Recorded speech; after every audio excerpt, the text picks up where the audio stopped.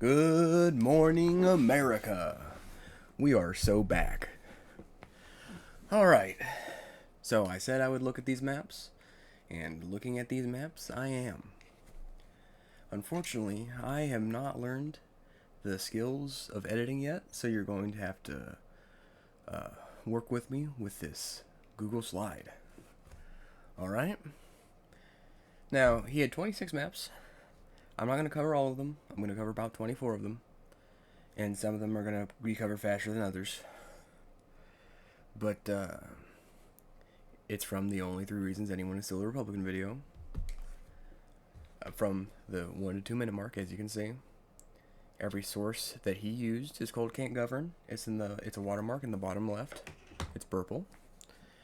And you can see pretty much all of them have this 4 Uncharted by Thomas Playo. If you want to see who that guy is, you can click this link. I don't think he's a crazy guy. I think he's got pretty good data sets. He uses government statistics, so the maps seem to be pretty reliable. And don't worry, all the links, as written right here, will be dropped in the description. And if I remember, they're going to be dropped with the slide that they're on and the name of the link to help out. Okay. Now, this map is going to help us interpret that data a lot, and you're going to see this map coming up quite a bit. So make sure to think about these Indian populations, American Indian and Alaska Native, right here, right here, right here, right here, right here, here, and the Hispanic populations in southern Texas and in California, and the historic Black Belt that has this little kind of smile feature right here, this little curve. Okay? These are going to be important for the maps that he provides us. Oh, and this is from census.gov, which will also be provided down below. Okay. I added it here. Now say we have socioeconomic opportunity. Whoop. Whoop. Whoop. And these dots here, too. Look at that. These dots here, too, for poverty rate. Right there. Right there. And then there's the smile. And this is different. This is actually a 89% white population in West Virginia and in eastern Kentucky that are very, very poor. Poorer, about the poorest states in the country. And you can see them here too. So these are the white poors right there. There's a smile for child poverty rate, and as you might guess, poverty rate matches child poverty rate, matches socioeconomic opportunity. They're checking for the same things.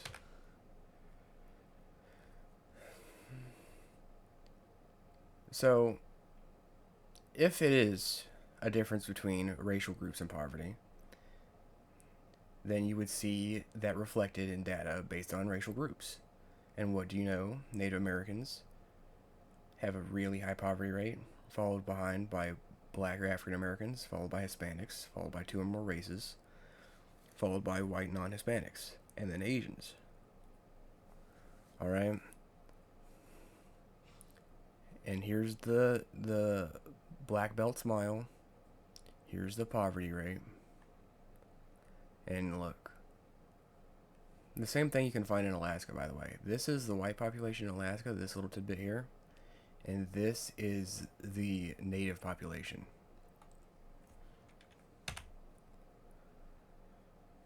As you can see, socioeconomic opportunity with Alaska. The Black Belt. There's the West Virginians.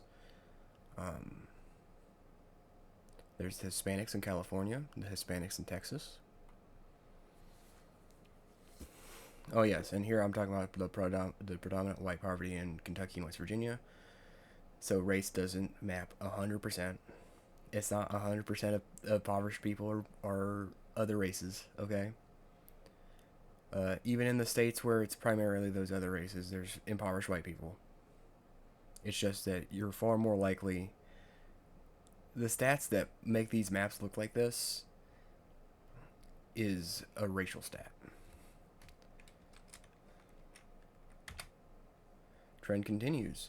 So life expectancy, this was interesting to me, is better for the Hispanics in southern Texas and the Hispanics here than it is for the black belt here and the white West Virginians and Kentuckians and the natives.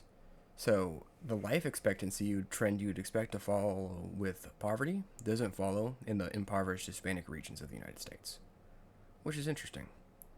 Now debt delinquency does follow right here and right here, and with the black belt and with the white Appalachians right here. Oh, the single parents rate, though, as you might guess, doesn't follow. It's actually higher with Hispanics than I would have expected. But the smile strikes again. But it's not the case in in Kentucky and West Virginia. Oh, and I talk about that here. Exception being West Virginia and Kentucky for here. And then these guys are not an exception here for debt delinquency. So some of the stats follow poverty, some of them don't. Upward mobility. Let's look. Is that a smile? It kind of looks like a smile. And the same thing over here. But not in southern Texas. So maybe that's why they're just working their asses off down there. But it does work in California in the Hispanic populations right here. So if you're an immigrant from Mexico or a Latin American immigrant, you're more likely to have upward mobility in Texas than you are to have it in California. That's interesting. Distressed communities. Hispanic. This is like the black part of Texas over here. So this like doesn't present like a racial stat really here. So this is just like impoverished people. This does. This is the smile again, and this is the white Appalachians. Same things here and here. Food insecurity. It's the same. They're the same maps. They're all the same maps. They're looking at the same kind of statistics here. Cognition disability rates. White Alaska, Native American Alaska, Hispanic California, Hispanic Texas, Black Belt in the South, impoverished rural Appalachia. We're doing the same kind of things here, as you can see.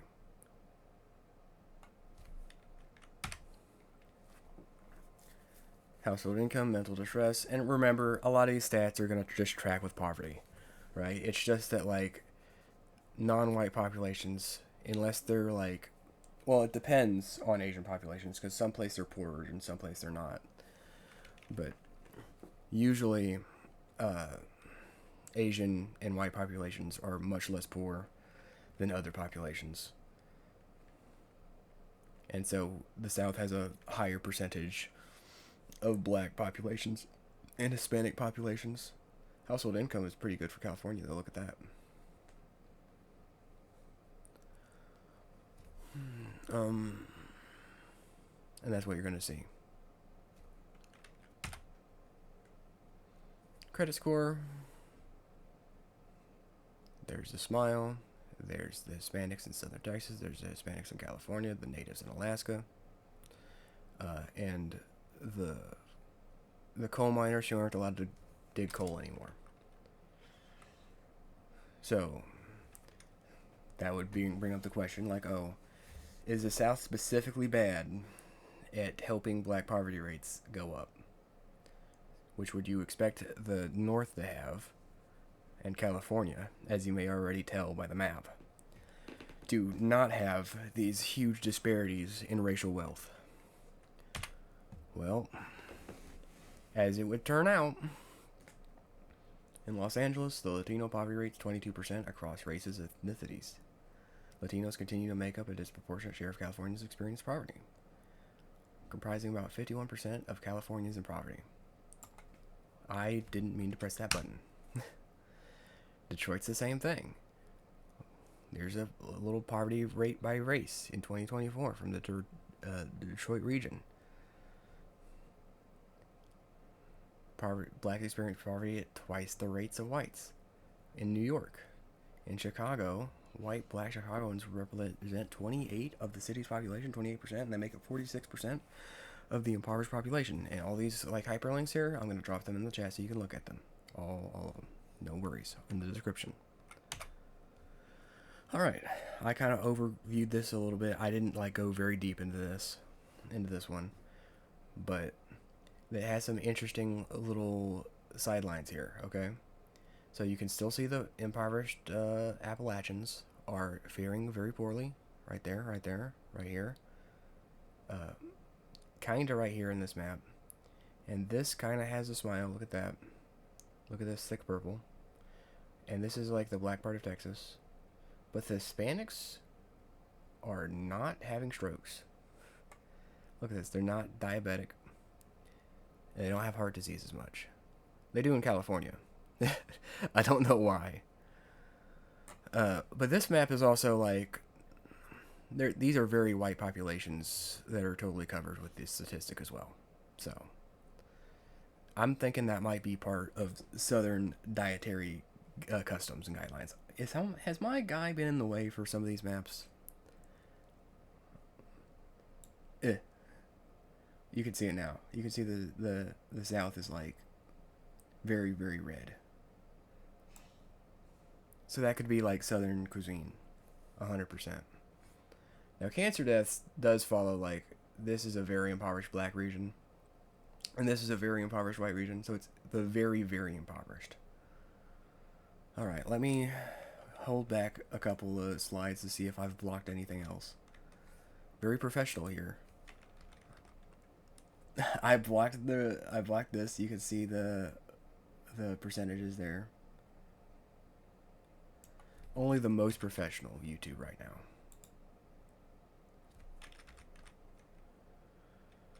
Here, I'll just move my guy up here so we can just look at them. Great. These are all in the same spots that you'd expect them to be in. But I want you to be able to look at them. There. There. There. There for food insecurity. There for debt delinquency.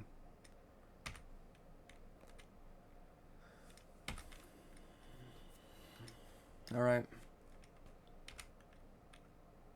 Child poverty rate.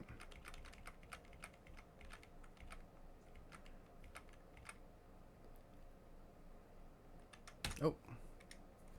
And we're going to turn off my little guy for the rest of this so I don't have to do that again. Alright.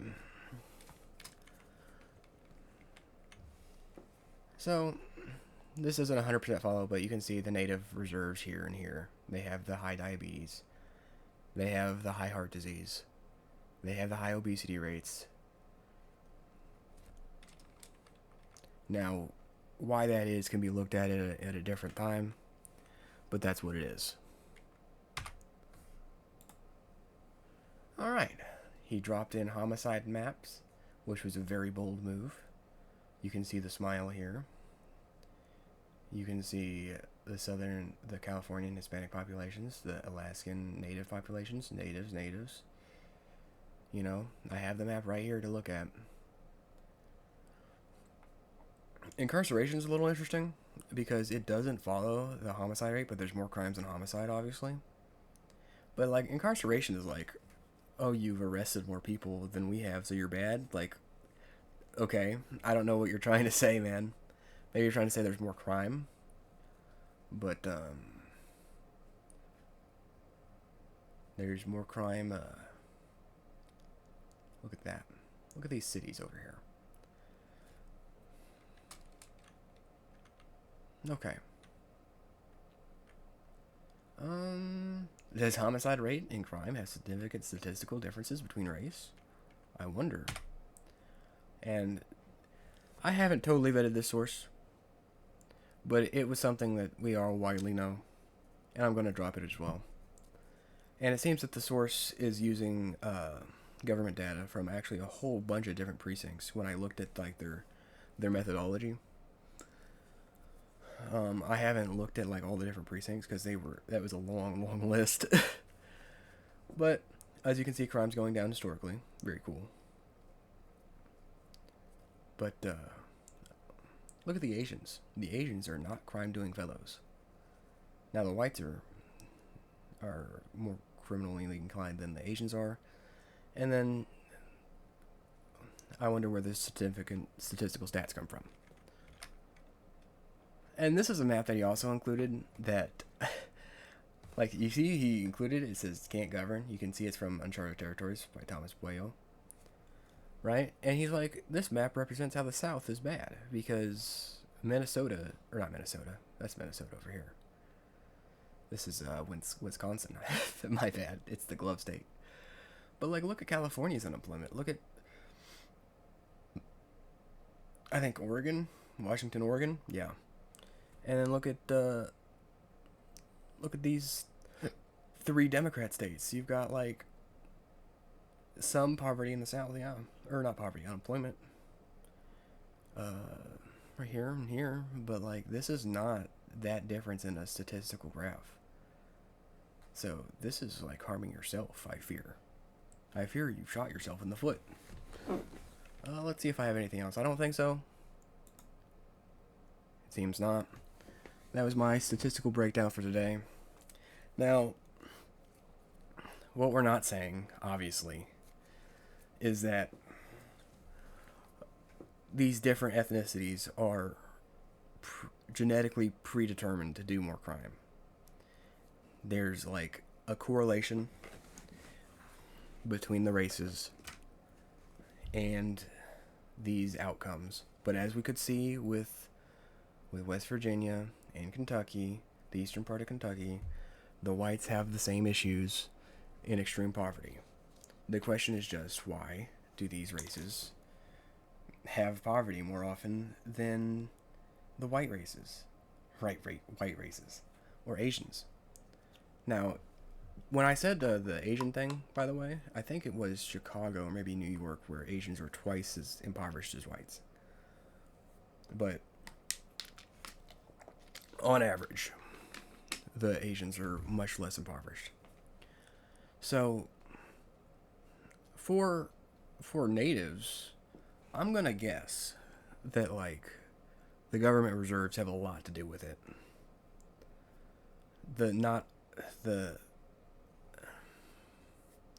That situation has just been ruining their days for a very long time.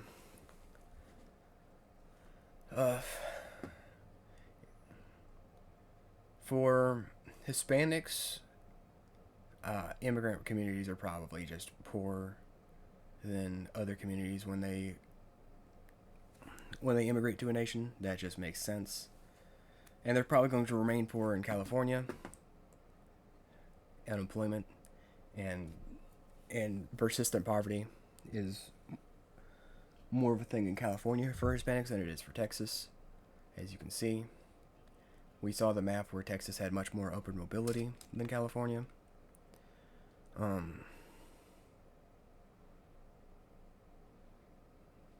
So it depends for the Hispanics where they're at. For blacks, for black Americans, it doesn't seem like it really depends on where they're at. The trend closely follows their locations. Like, uncomfortably closely. And it could be like a Democrat Party thing. It could be like a cultural thing, which a lot of people have put forward, is that, like, well, the single motherhood rate in black communities, I didn't add this in the statistic, but it's enormously high. So that's probably a big aspect of it. If I remember correctly, it's like 79%. So yeah, it's a cultural thing where, like, the black fathers are not in the home, and the poverty of single parent households versus dual parent households is incredibly higher. So, oh yeah, we had we had the single parent statistic here, I think. Oh yeah, right here. the single parents in black households. Would you look at that? So that is probably a huge identifier of this issue. Right? So this probably leads into poverty, probably leads into life expectancy. So it's probably this, that, that. Right? For the black community. And the same thing with the crime statistics. Single mothers, high crime, high poverty, bad health outcomes. Therefore. Now, why the black community has a proclivity towards single parent households?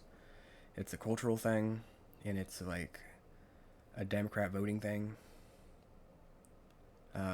Oh, and I haven't researched very deeply into, by the way, this area is predominantly a white area of Michigan. But it's also, interestingly, like the two poorest races or the second highest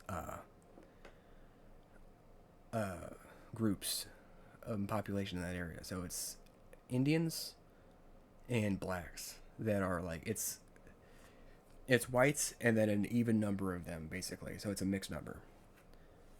And that might have something to do with how red that is. But it could also be a situation with West Virginia and Kentucky where there's just a huge pocket of impoverished whites. The huge pocket of impoverished whites in West Virginia, by the way, in Kentucky is like they're a mountainous region. There's like no infrastructure. They used to be a coal mining place until America turned its way from head away from coal. So they just don't have the jobs that are historically available in that region. And they have an aging population compared to the youth population. I think like the largest growing industries are social services and medicine, followed by I don't remember the second one, but the third one is like government jobs. And the jobs losing the most, as you might imagine, is manufacturing, coal mining. It's like the Rust Belt. They've lost their manufacturing and their production base, and they have an aging population, and everyone's going into work to take care of the aging population, and that state is cooked. It's probably doomed historically. But I've yapped on for far too long. I shall leave it at that. I'll bring up the little face back. Alright. So, that's my breakdown. Have a good night, good day, goodbye to all of you beautiful, beautiful people.